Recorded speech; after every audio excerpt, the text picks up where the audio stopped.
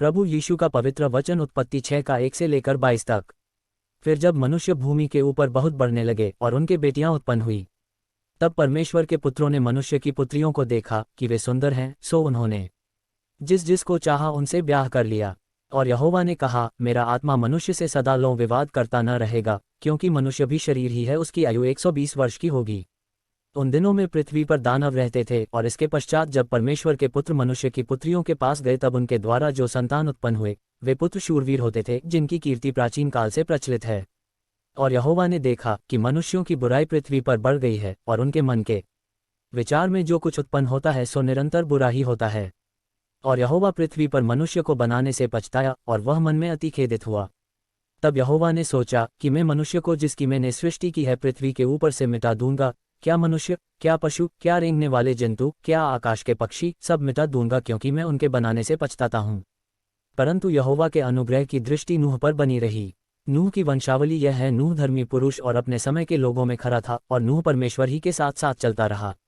और नूह से शेम और हाम और येपेत नाम 3 पुत्र उत्पन्न हुए। उस समय पृथ्वी परमेश्वर की दृष्टि में बिगड़ गई थी और उपद्रव से भर गई थी। और परमेश्वर ने पृथ्वी पर जो दृष्टि की तो क्या देखा कि वह बिगड़ी हुई है, क्योंकि सब प्राणियों ने पृथ्वी पर अपनी अपनी चाल चलन बिगाड़ ली थी। तब परमेश्वर ने नूह से कहा, सब प्राणियों के अंत करने का प्रश्न मेरे सामने आ गया है, क्योंकि उनके कारण पृथ्वी उपद्रव से भर गई है, इसलिए मैं उनको पृथ्वी समेत नाश कर डालूंगा। इसलिए तू गोपेर वृक्ष की लकड़ी का एक जहाज बना ले, उसमें कोठरियां बनाना और भीतर बाहर उस पर राल लगाना।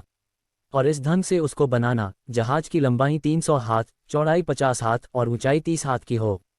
जहाज में एक खिड़की बनाना और इसके एक हाथ ऊपर से उसकी छत बनाना, और जहाज की एक अलंग में एक द्वार रखना, और जहाज में पहला, दूसरा, तीसरा खंड बनाना। और सुन, मैं आप पृथ्वी पर जल प्रलय करके सब प्राणियों को जिनमें जीवन की आत्मा है आकाश के नीचे से नाश करने पर हूँ, और सब जो पृथ्वी पर हैं मर जाएंगे। परंतु तेरे संग मैं वाचा बांधता हूँ, इसलिए तू अपने पुत्रों, स्त्री और बहुओं समेत जहाज में प्रवेश करना।